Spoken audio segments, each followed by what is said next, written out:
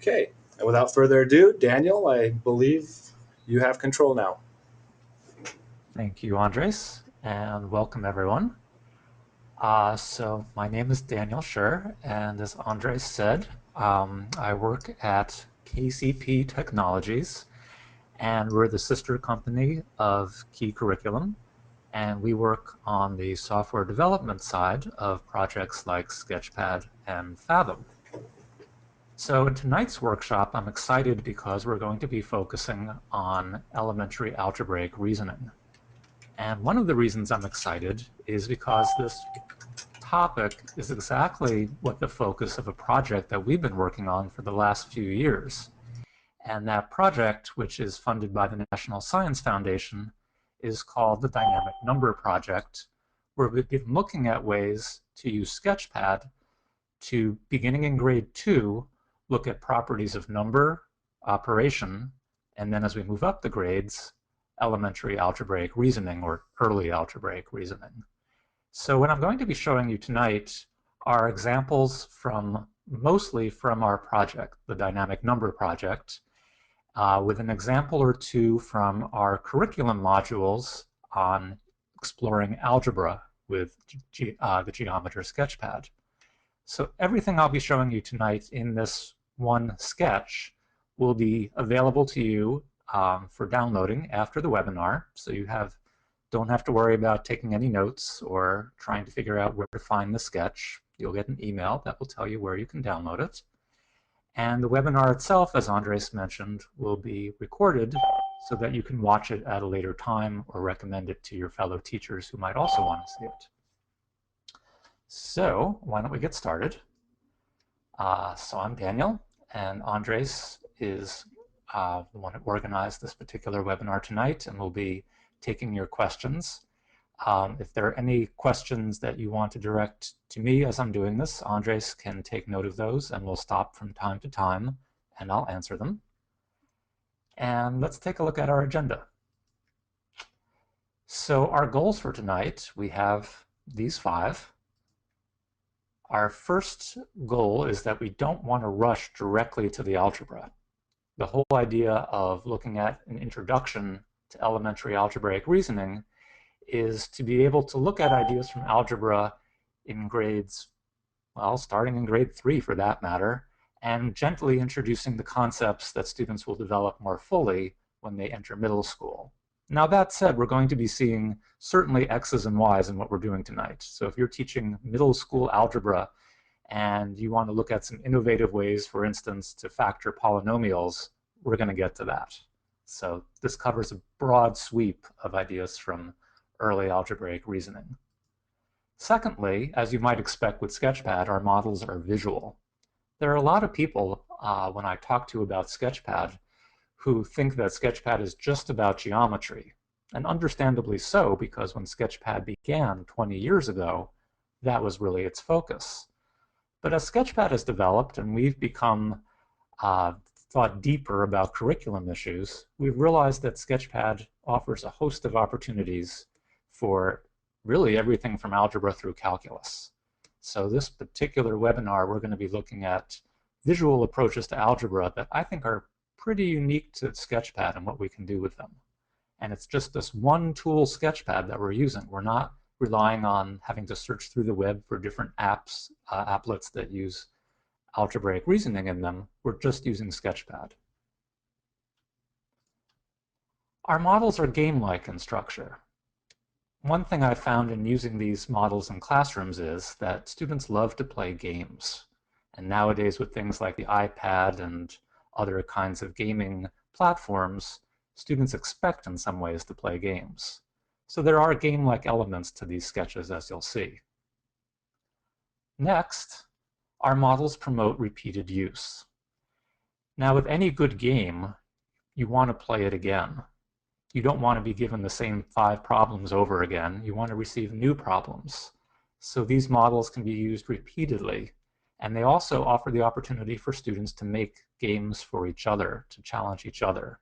Because any good game should allow you to be able to take the basic rules of the game and make your own version of it that you can then give to a partner. And finally, our models emphasize exploration and multiple solution strategies. You'll see that in the problems we give, there are multiple ways of going about figuring out the solution. And all of these different methods, when discussed in the classroom, make for a much richer experience. So those are our basic goals. And I'll get started now on a model that I'm sure is very familiar to many of you who teach algebra or early algebraic reasoning. And this is a basic balance scale model. And it's one where we have 5 different shapes. We have stars, squares, circles, hearts, and our goal, and triangles, sorry. And our goal in this case is to figure out what is the value of a triangle. So students who are exploring this can begin by taking a shape off, like maybe that triangle, and seeing that the balance no longer balances. And by thinking about the sum and having a discussion, they'll conclude that they can then take a triangle off from the other side to maintain that balance. And they can see that there are shapes that are common to both sides. So for instance, we can take off this circle and square from the left pan, and we can take the same circle and square off the right pan and bring this back to balance. And everything that sits over here to the left of the divider is just our various shapes that we can either drag to or from the balance. They don't affect what's going on over here to the right of the divider. So just to continue, we'll take off our hearts. And okay, so now we have 4 triangles equals 2 stars. And we have our stars equal to 6. So we have this right side of the balance equal to 12. So 4 triangles equals 12. Each triangle equals 3. And we can press and check. So okay, that's a model you can, I'm sure, find elsewhere, a basic balance model. And we could create lots of problems to give students. But what makes this interesting, I think, is the fact that students can make these problems themselves. So here's a page that we call Make Your Own, and most of our models have some page that's called Make Your Own. And in this case, if I was playing this with you, I might ask all of you, everyone who's watching, to turn away, and I'll trust you do that. But of course you can watch. And what I would do when you were turned away is I might start by saying, well, what do I want my final problem here to be? Maybe I want 3 circles on this side to balance, well, maybe all 6 hearts over here. And maybe I want my circles to equal, I don't know, maybe 6 each. So I'll type 6 into this edit box here. And if those are 6, that's 6 times 3 is 18. So that means for my 6 hearts, I'm going to need each of those to be 3. Okay, so those balance. Maybe I'll drag these up just a little. So now that I have that, I need to ask myself, well, which do I want to be the unknown, the circles or the hearts? And, well, maybe I'll decide that I'm going to show the value of the circle, but I'll hide the value of the heart. And in terms of these other values, I don't really care so much about them. I might say, well, let me just drag some triangle stars over to the left side. So I drag 2. So to keep this balance, I'll drag 2 over here, and maybe just to be mean about it, I'll move 1 down here so they're not as obvious that I have 2 and 2.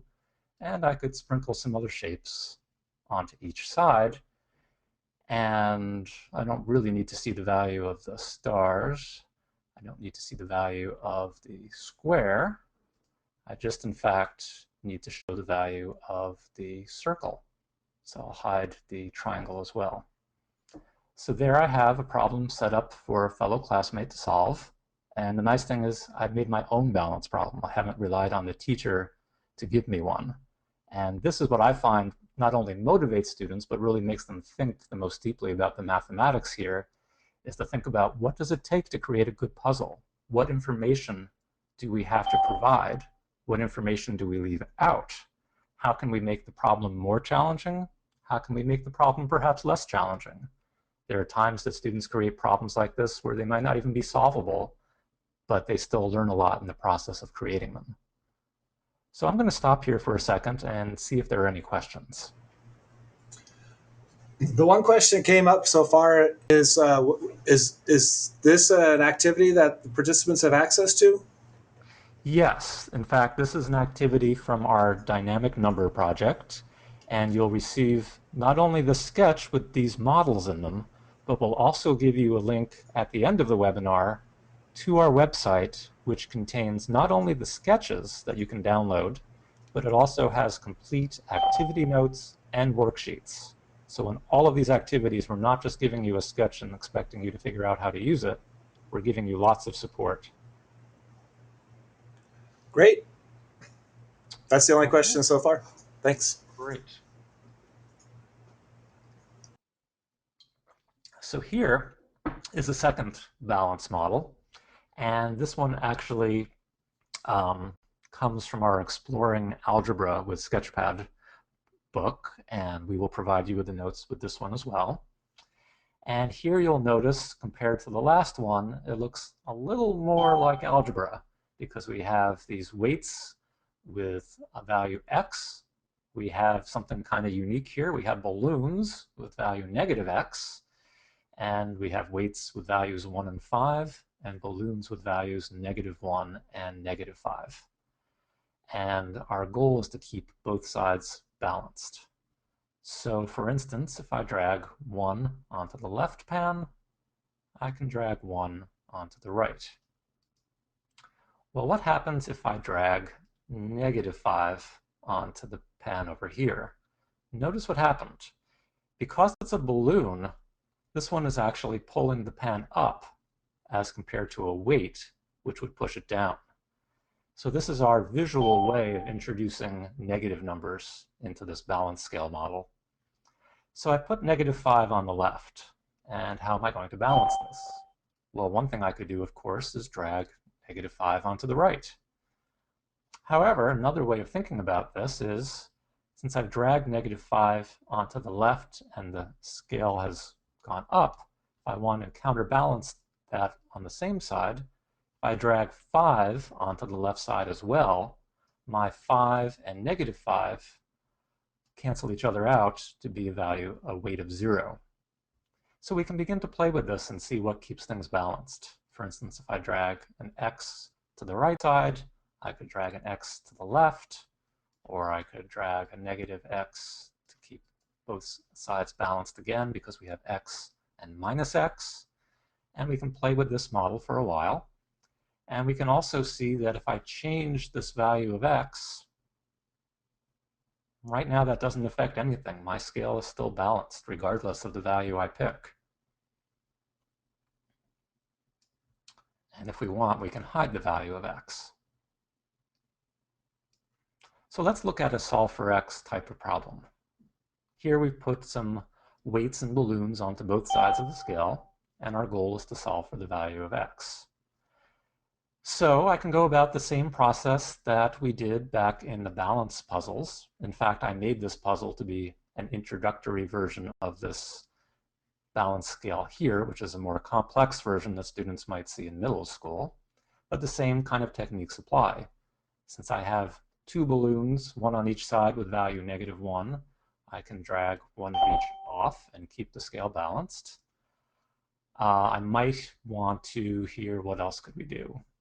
Well, what if I, for instance, add 4 x's to the right side because I have 4 balloons. So if I had 4 weights of value x to one side, I will add those to the other. And not only now is my scale balanced, but I see that for each x, I have a -x. So these 4 balloons and these 4 weights actually all add up to a big weight of 0. So I can drag these and move them off of my scale entirely. And the nice thing is that for each action, if we talk about why it is we think that that action will keep both sides balanced, we can have that conversation first and then check it by doing the actual action and seeing that we don't have to wait to see what happens. We can make that prediction right away. Will our two sides of this pan balanced stay balanced? So if we continue, I see I have an x and a balloon with value minus x, so that those two cancel each other out, and we stay balanced. And we can continue this process. We can add two fives to the left, two fives to the right. So now we have 10 and minus 10. So just as before with the x's, I can drag these off without affecting the balance. So now we have 3x is equal to 9. So it looks like x is equal to 3. So straightforward for us, but quite interesting, I think, for students to be able to go through this and think about the consequences of both the balloons and the weights. And we're not going to do it here, but we could just as easily as with the previous model, we could create problems for each other just by picking a value of x, dragging weights and balloons onto the scale, and then before our partner turns around, we just hide the value of x, and we've created a problem for our partner to solve. So I'll stop here once again to see if there are any questions. I'm not seeing any questions right now, Daniel. I think I gave Okay. the link to the dynamic number web project website, but Oh, why don't great. you just go Thank on? you. It's going great. Okay. Excuse me. So now I'm going to show you a quote, and this is from a mathematician whose name is W.W. Sawyer, and he actually wrote an elementary curriculum called Math Workshop back, excuse me, back in the 1960s, and it was recently adapted as a new curriculum called Think Math. And W.W. Sawyer is kind of, in some ways, my hero because he's this high-end research mathematician who actually cared about teaching kids mathematics and thinking about interesting ways to do it. And this quote of his rang very true for me, that it is quite possible to use simultaneous equations as an introduction to algebra. Within a single lesson, pupils who previously did not know what x meant can come not merely to see what simultaneous equations are, but to have some competence in solving them. No rules need to be learnt. The work proceeds on the basis of common sense. And this is from a book which, if you're interested, you can probably find on Amazon or eBay for about $4. So I took this challenge to heart and thought about what ways could we begin to introduce ideas like simultaneous equations to kids in either elementary or middle school in ways that wouldn't be as formal as using x's and y's, but would still convey exactly the kind of reasoning you would need to use to solve simultaneous equations. So I have several examples of that here. And this one is an example from our dynamic number project, and it's one which we interviewed a few fifth graders with a few weeks ago.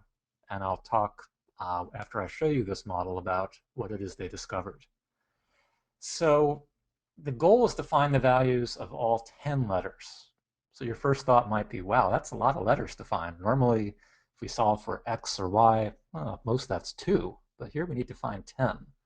So wow, that sounds a little bit hard to start with. And the next thing you'll notice is that these letters are scattered over the screen in a rather random pattern. And in fact, if I click Next Problem here, you'll see that each time I do, the letters dance around to new random locations. But there's also something interesting that happened here. This circle, which had kind of a beigey interior, turned green.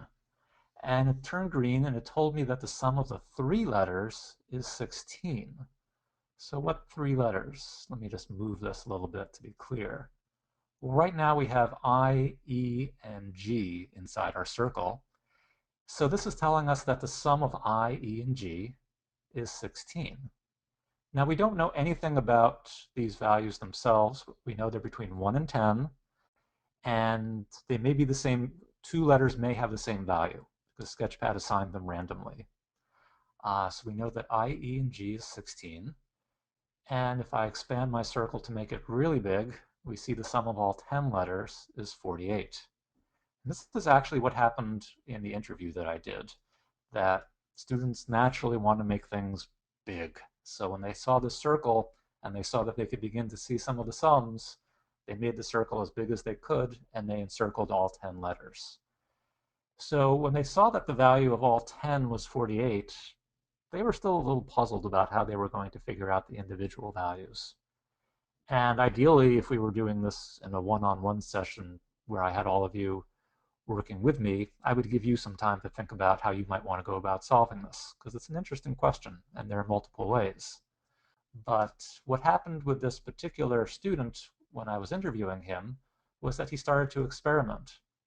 And he saw that if he made the circle a little smaller, so it encircled 9 letters, that the sum went from 48 to 41.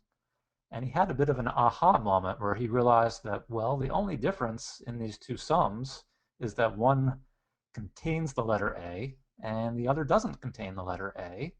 And the difference between the two sums, 48 and 41, is 7. So A is equal to 7. And that got him pretty excited about this. And then he took that solution strategy of make the circles just smaller enough so that one fewer letter sits inside of it, and he kept applying that. So he went from, for instance, this case here with 9 letters to moving the circle so it contained 8 letters, and then used that to figure out the value of h, since we go from 41 to 35. And he continued that. He also made the circle smaller so he could move it around. So he got down to a place where he had just 3 letters, and that in our example was here. And so he then went from 3 to 2. So he figured out in this case the value of I is 16 minus 12, or 4. And he thought, okay, no problem. I'll just go from 2 to 1. So he moved this over G, and oh, it didn't tell him the value of G. And he was pretty upset by that and thought that there was some kind of mistake. And I asked him, well, do you think I would have made this so it would tell you the value of G? I mean, if it told him the value of just a single letter, he soon realized that, well, he could just move this around from letter to letter and just figure this out. So he realized he needed to do some other reasoning about that. That if he knew the value of E and G, and he then expanded this to see the value of I plus E plus G, or in this case, G plus J, for example, he could depart just a little bit from the strategy he had been using, but still figure out the values of all 10 letters. But I thought it was really interesting that he thought he could apply this one strategy of take one letter out all the way to the limiting case where there was just one letter inside of the circle. So that's the first version of this mystery sums game. And as I said before, I'll show the answers here actually, A through J. You can play again simply by pressing new problem. So now we're going to go to the next game. And it's going to look similar, but there's going to be one big difference. And there was a big ooh and ah here when the student saw this one. Now the letters are not staying still. And that really bugged him. He couldn't figure out how this was going to work. So what he did is he expanded his circle as before, so it had all 10 letters. And he watched these letters inside, and he noticed that sometimes they don't move so predictably, like that H just jumped from the left to the right. And he tried his strategy of going down by one letter to go, instead of having 10 letters encircled, he would then go from 10 to 9. The problem was that by the time he actually figured out the value of that letter that was outside the circle, it might no longer be outside, and the whole pattern here changed. And he couldn't so easily keep eliminating just one letter at a time. The letters were moving too quickly. And in the course of this entire interview, which was only 45 minutes, he didn't come up with a strategy on this one. He felt like it was just a matter of being really quick at it and trying to figure out the values and trying to go from 10 to 9 to 8 all the way down to just 2 letters. But it would be interesting if we came back to this and if he thought about it perhaps as instead of starting big and going small, maybe this would work better for him if he started with just 2 letters, expanded that to 3, and used that to figure out, in that case, the value of B. And then he would have a number of options. He might want to drag the circle so that just the letter B and one other letter were inside the circle, and use that to figure out the value of the other letter. So this definitely added a particularly, to him, frustrating game element to it because things move, and in a lot of games that kids play, things do move. But I thought the movement here wasn't just really a novelty to say, oh, this is a game. I thought it actually, if we had continued this interview and perhaps come back to this model over a course of several days or weeks, it would begin to have the student think about, well, you've given me this particular constraint, which is that the letters move so quickly I can't use my prior strategy. Can I adapt my strategy to figure out a different way to solve it? So once again, any questions? Sorry, Daniel, I had to unmute myself, and I'm in the middle of writing a reply. There's a little bit of Oh, that's okay. confusion that and I don't know if I've made it more confusing. A couple of people are starting to feel like there's an elementary version of Sketchpad that's different from the secondary version of Sketchpad, and I keep trying to say that there's just one Sketchpad, Mm-hmm. but that the activities. So I'm just going to say it. I think, yeah, Sketchpad. There's only one Sketchpad software. We have all kinds of activities and models that were built for different age groups, but they all run through Sketchpad. So, and there's also the question of which versions of Sketchpad would these work with? Do you know if these would work with Sketchpad 4? These are just Sketchpad 5. Yeah. Um, I'm just going to say as a general editorial comment that pretty much everything we do nowadays, we're not going to guarantee it works with anything other than Sketchpad 5 because Sketchpad 4 is a decade old at this point and it's time to upgrade. It's very old. And that's just the way it is. So you can look online about upgrade prices. You get it for about half price, um, but it's actually a relatively cheap piece of software. And Sketchpad 5 is you can download it for free trial version and check it out, but it has so many improvements over Sketchpad 4 that I really discourage anyone from trying to make things backwards compatible at this point. A lot has changed in 10 years. Um, okay, and these activities that you're showing today, Daniel, are these all from dynamic geometry? Because I think balancing with balloons is actually from the Learning Center, right? Right. Balancing from balloons is from the Learning Center, but everything else is the dynamic number project. Since you have your screen up, can you quickly show people how to get to the Learning Center from within Sketchpad? Sure. So if I go to the Help menu and I choose Learning Center, this is something that actually a lot of people don't know about Sketchpad is this fantastic resource here. And within our Learning Center, you can go through these tutorials, which have not only step-by-step instructions, but videos that you can watch. We have things like Sketchpad tips, which give you information about all the different features of Sketchpad. And we also have sample activities here where, for instance, in our middle grades, let's see, there's our balancing with balloons that Andres just mentioned, and that's available for downloading. Great. Yeah. So all of when you download Sketchpad, you can go to the for free to try it out. You can go to the help menu, go to the Learning Center, download the sample activities, and that's when you'll find things that were developed specifically for elementary school or for middle school or for high school, different subject areas. So, and Luis just made a comment about oh, there was an earlier comment about using on the last one of the last activities you showed about using the word cancel. It was probably with the balancing with balloons. Do you have any? There was a question about do you recommend using the word cancel? I wouldn't have probably used that right away. I was probably being a little sloppy in my own language and talking about that.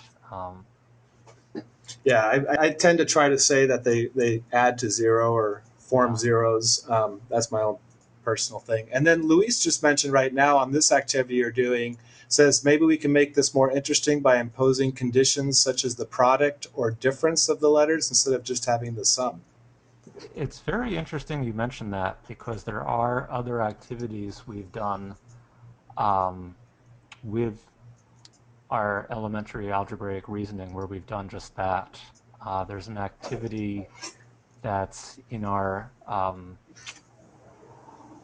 database of activities where students are given the sum of two numbers and the product of two numbers and have to figure out what the two numbers are. And that, of course, is a preparation for having them factor quadratics to see if they can figure out the sum and the product, what information that tells them. So there are lots of variations on this. I would be very interested if you have some other ideas for ways of taking these ideas and making them into games. And I will give my email at the end of this webinar. And any ideas you have for how to either embellish what's here or to give me some new examples or ideas, very much appreciated. One comment about using Sketchpad across all these grade levels is that the fact that this is Sketchpad, and it's Sketchpad whether it's grade 2 or it's grade 12, it's particularly beneficial not just for the fact that you can use early algebraic reasoning models with it, but students will pretty soon, even if you're doing something like this, they'll come over here and when you're not looking, they'll do something like draw a polygon on their screen. And in some sense, you might say that they're off topic, and they are, but you can be using these tools to be also introducing geometry to your students when they're in elementary school and middle school. And this is the same set of tools they'll use when they get to high school if they continue through with Sketchpad. So it's one software across all grades, no need for the students to learn many different software tools. The other thing I should point out about Sketchpad 5, and this is a really small point to make, it's about this point. This point is the size here. That's what we call medium, and it's easy to drag. Very nice for elementary and middle school students. If you were using the size that came with Sketchpad 4, that's what it looks like. And after you've been using the size there that's medium or even large, you don't want to go back to that small point. It really is quite tiny. So there's a very brief plug for Sketchpad 5. Okay, so let's move on. I just wanted to show you one other variation of mystery sums. There's nothing really new here mathematically, but it was an interesting idea somebody suggested to me, which made me think about a different way to show the problem. Here again, we have the letters A through J. Our goal is to figure out their values. And this time, rather than there being a circle, here we have a line. And if the line passes through two or more of these circles, it shows the sum of the letters in those circles. And I would be interested if this is at all different from the previous versions. I'm not sure it is. I think it's an interesting way of approaching the same problem using a different set of controls. Every time I press new problem, I get new random distributions of my letters and the size of the circles. So if anybody has any thoughts on that, I'd be curious. Okay, let's move on to a new activity. And this is one that I wrote about a month ago. And I really like this one. It was sort of a long time coming in figuring out how to make this work. It's called Sneaky Sums. And I almost imagine this game being played with dice.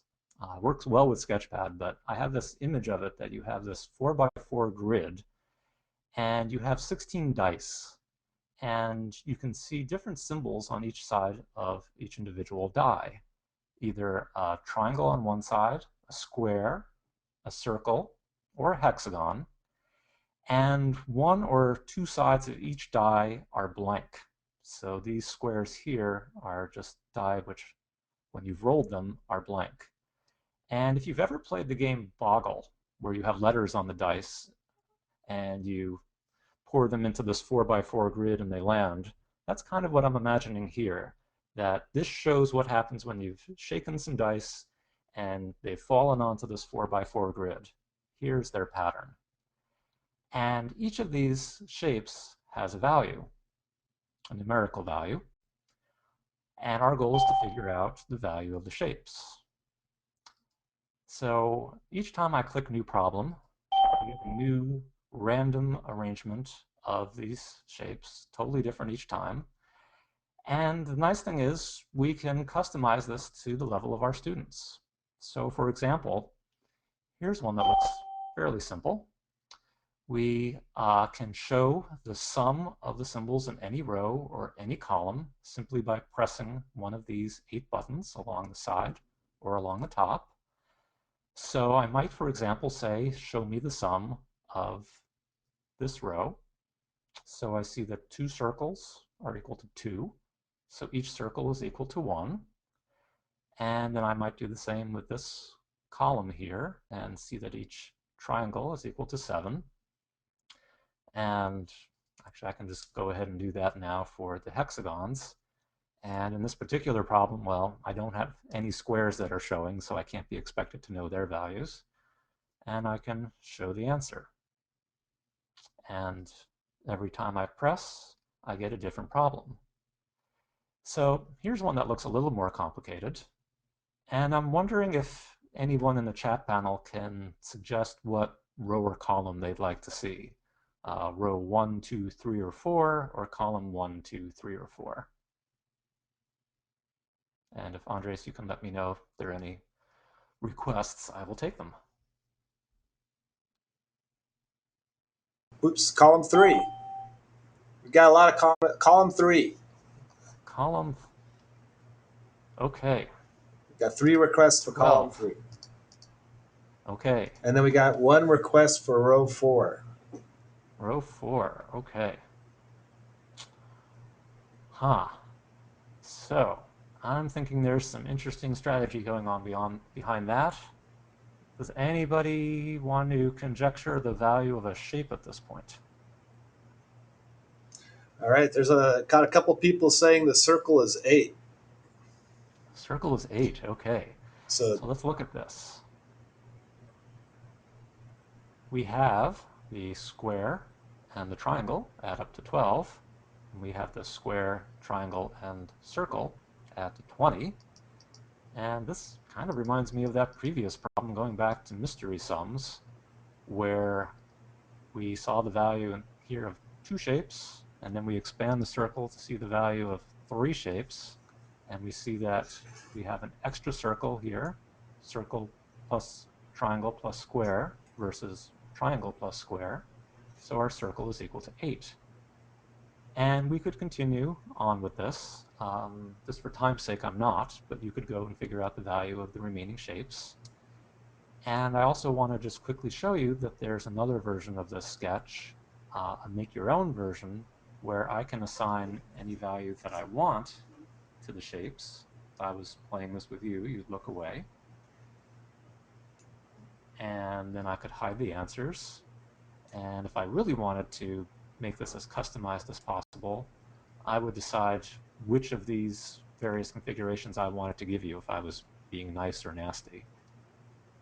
So this is another example of what I think that quote that I showed you earlier, where I said that students at a very young age can begin to study simultaneous equations, but do so in a way that are much more puzzle-like and game-like, where they won't even realize that that's what they're doing. So I will stop to see if there are any questions. no questions. Somebody, Kim says this looks like a super introductory problem to get kids thinking at the beginning of the year. Um, there was also, I think, from the same person, Kim was asking earlier about whether there was a way to learn how you could tweak these sketches to make them fit your learning objectives better. And I just replied that a lot of times these elementary sketches in particular are great for using with younger students, but they're in fact incredibly complicated constructions, and sometimes it's not that easy to figure out how they're built. Yeah. But Daniel is going to show you, for those of you that want to explore on your own, you can always do a show all hidden in a sketch. You just go to display show all hidden, and then you'll see all the stuff in the background that's making it do what it does. And it can be kind of fun if you're up for the challenge to try to deduce, backwards engineer exactly what's going on and then tweak it. Yeah. And another really helpful tool for that kind of analysis, if you're really eager to see how a sketch works, I'll let Daniel explain how the information tool works. Yeah, the information tool is a really cool tool, which I'll also say only comes with Sketchpad 5.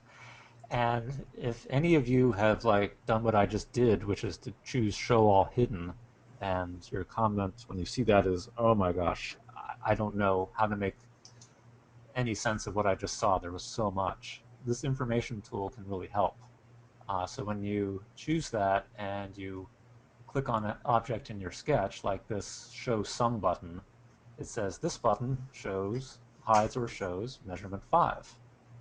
So there's measurement 5, and it says this value, which is currently hidden, calculates sum plus sum plus sum plus sum.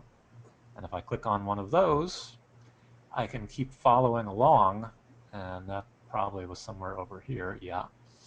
And I can begin to reconstruct what happened. Now, that doesn't always help you a lot, because you can have a very complicated sketch like this one, where it still is quite difficult.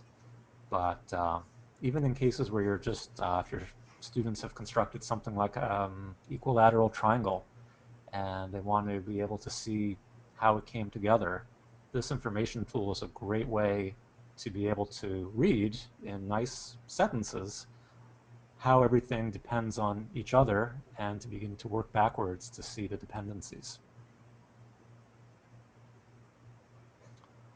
So, Okay. I'm getting the question again about where can you find these sketches. These are available through the dynamic number project. I'll put the link up again. I've linked it a couple of times already. Um, these are not in a book. These are actually part of an ongoing project that's developing new curriculum. And these particular models are free. Sketchpad's not free, but the models and the curriculum developed around these models are free. So Daedra I'll put the link back up again. Um, and Piyush is asking how can you use Sketchpad 5 to create such activities? That's really beyond the scope of a beginning webinar on Sketchpad for elementary school. Creating these kind of sketches, if you're really interested, you should look at our online course offerings, and uh, the most recent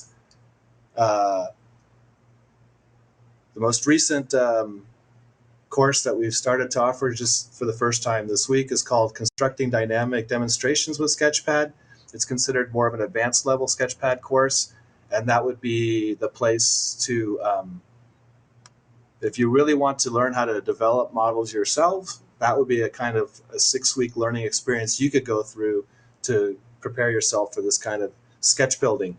But for right now, we're going to just focus on using these models that are already built by the Dynamic Number Project to work with elementary and middle school students on mathematics.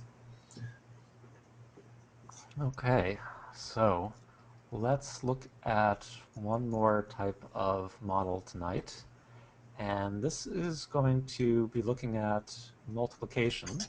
And we're going to start with problems where they're just straight out multiplication problems. But then we're going to branch from these into multiplying binomials. So here we have a representation of 25 times 37.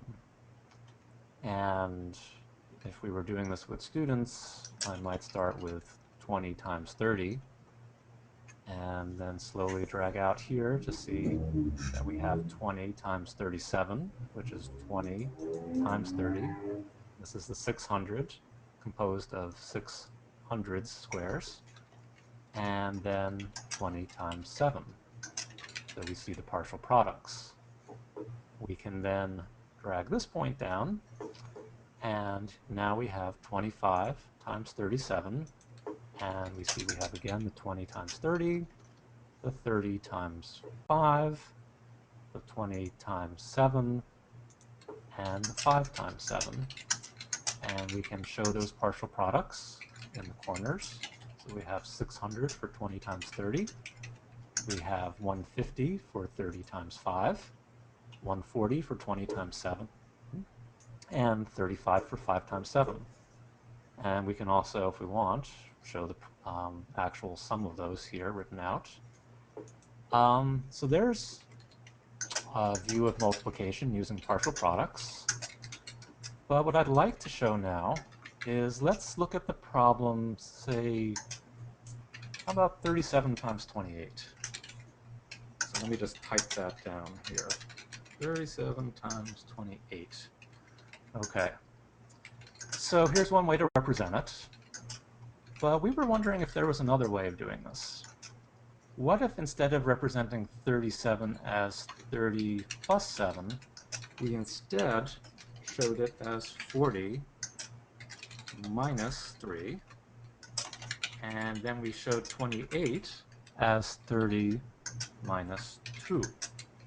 Not something that often works too well with these models. But let's look at that. So let me start here with dragging this blue point to get 40. And let me drag this point here to get 30. Let me move these over again. And let's drag that here. So here we have 40 times 30, and that's what we see here in the familiar form of 40 times 30. And now let's look at what happens if we take 3 away from 40. So this time I'm going to drag, rather than dragging this orange point to the right, I'm going to drag it to the left. And now instead of having a positive yellow area, we're getting a negative orange area.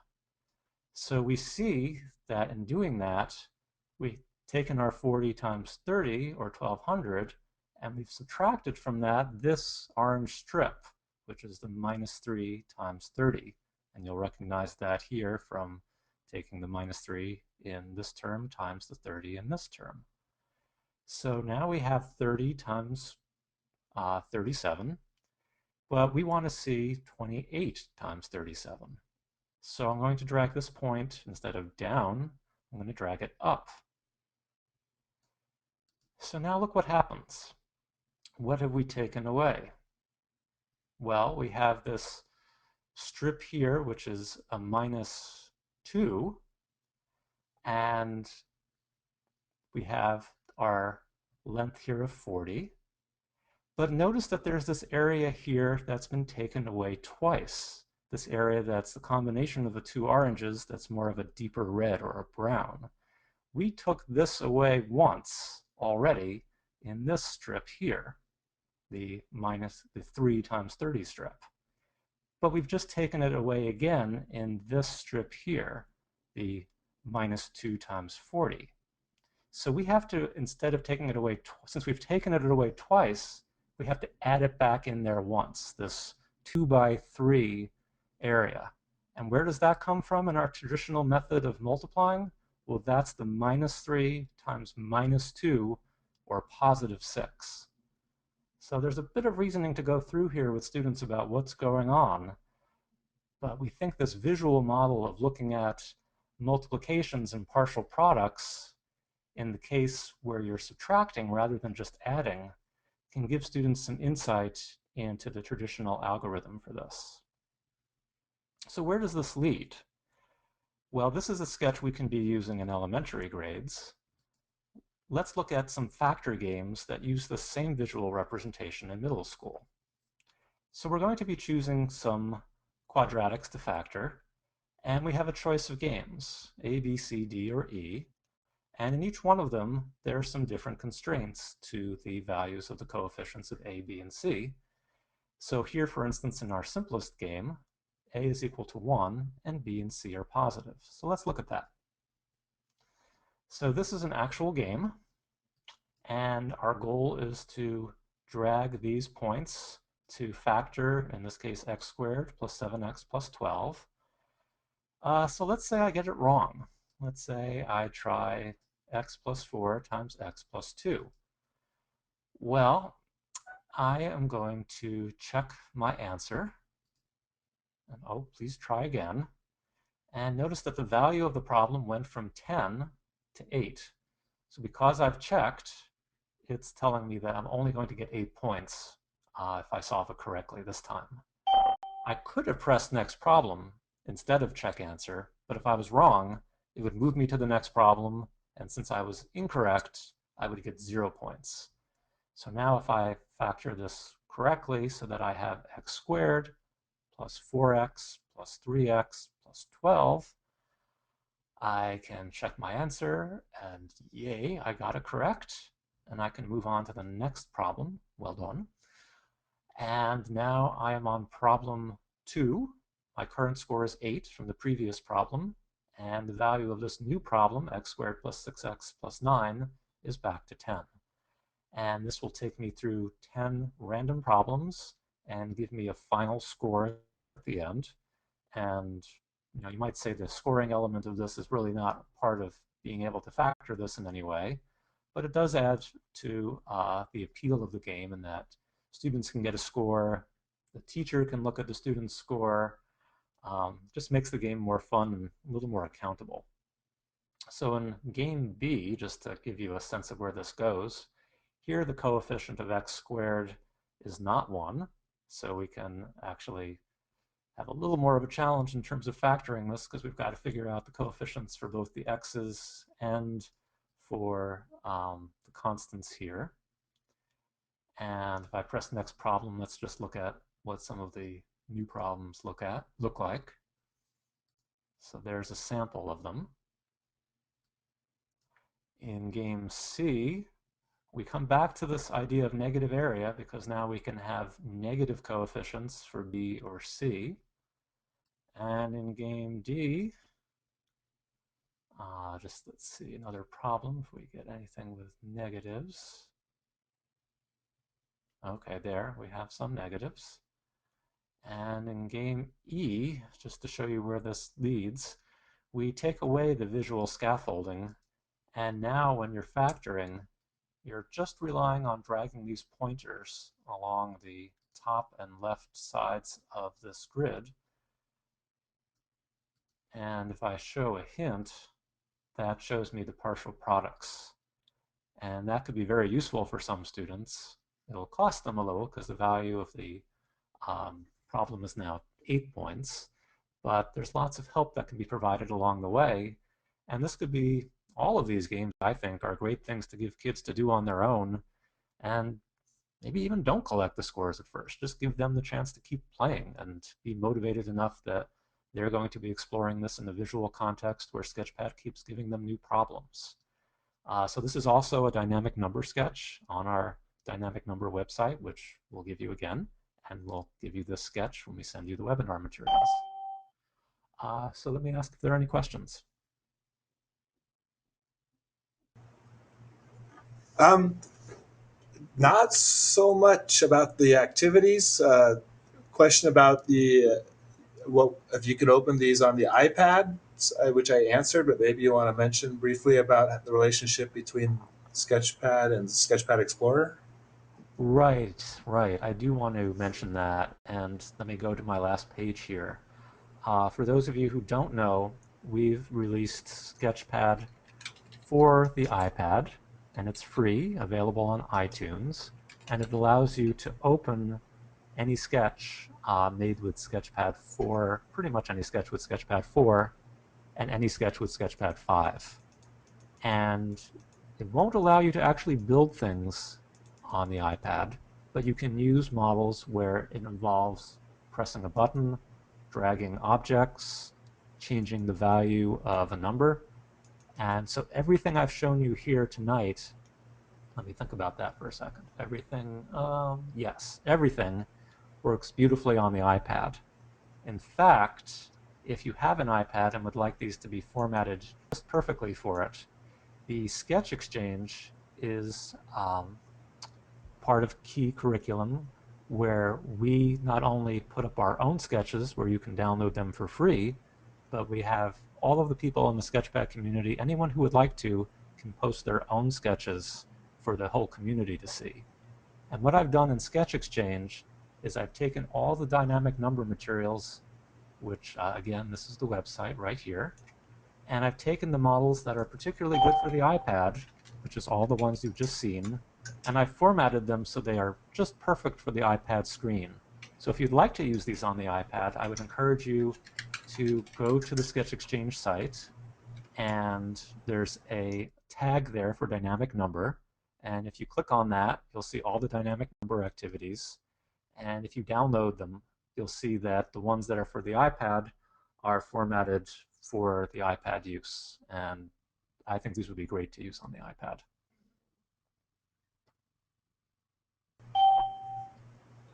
So just to summarize, you'll be getting an email which will have a URL from where you can download the zip file for this webinar, which will include this sketch. The recording itself will be up soon, and you can view this webinar again or share it with fellow teachers. And here's my email. If you have any ideas for these activities, or if you're interested in testing them out and letting me know how they go with your students, I would love to know. I'm in New York. If anyone happens to be within a reasonable distance of New York and would be interested in chatting with me about this in person, coming to their school to see them use some of these activities, I'd be very interested. So if anybody else has any other questions, thanks for the compliments that are coming in from some of you. But we do have a couple of minutes left, and this would be a good time for any other questions or clarifications. Again, all right, looks like mostly we're getting thank yous. So yeah, once again, if maybe I'll take the screen back, Daniel, I'll leave this up, but come to our website, keycurriculum.com, and from there you can download Sketchpad. You can download it for free. It will be the full-fledged software, except that you will not be able to save or print, and you'll be timed out after 20 minutes. But at least you'll have the software and you can play with it, experiment with it. You can get to the Learning Center from there and try some of the tutorials or sample activities. And you can go to the dynamic number website to download the specific sketches, the models that were presented today. Um, those are all free, and they all have accompanying materials, worksheets for students, and so forth, teaching notes. So it's a great set of expertly built models that are specifically built for young learners to explore the mathematics that you would explore in elementary school. So a lot of number, some geometry as well. One more, sorry, I just wanted to make one other comment about the materials, is that each model also comes with a short movie that explains how the sketch works. Good point. So yeah, dynamic number is definitely a great resource for those of you that are, if you're teaching elementary school or even middle school, you can go there and see the very sort of cutting edge of new sketch development. Some great activities that Daniel and Scott and others have put together. So Daniel, I want to thank you for a great session and for some great information. Let's see. Thank you, everyone. I want to also thank Scott Steckedy, who's my colleague in Dynamic Number and somebody who's worked very closely with me in developing all of these sketches. Okay, great. And let's see. I see a question from Jennifer, which I'm just going to answer right now. There's no such thing as free Sketchpad for the desktop. There just is not. What you can do, though, is with a purchase of a license at a school, you can buy student licenses, and you can even buy 1-year student licenses that expire after 1 year, which are become a lot cheaper. But I would encourage you to go to our website and find that information there about getting the student versions of Sketchpad. Okay, great. All right. Well, thank you all for joining us this evening. It's great to have a large group join us, and it is now 5 o'clock. And so I'm going to leave the webinar open for another couple of minutes, answer any last questions. But at this point, I'm going to say good night and thanks again for attending. Thanks, everyone.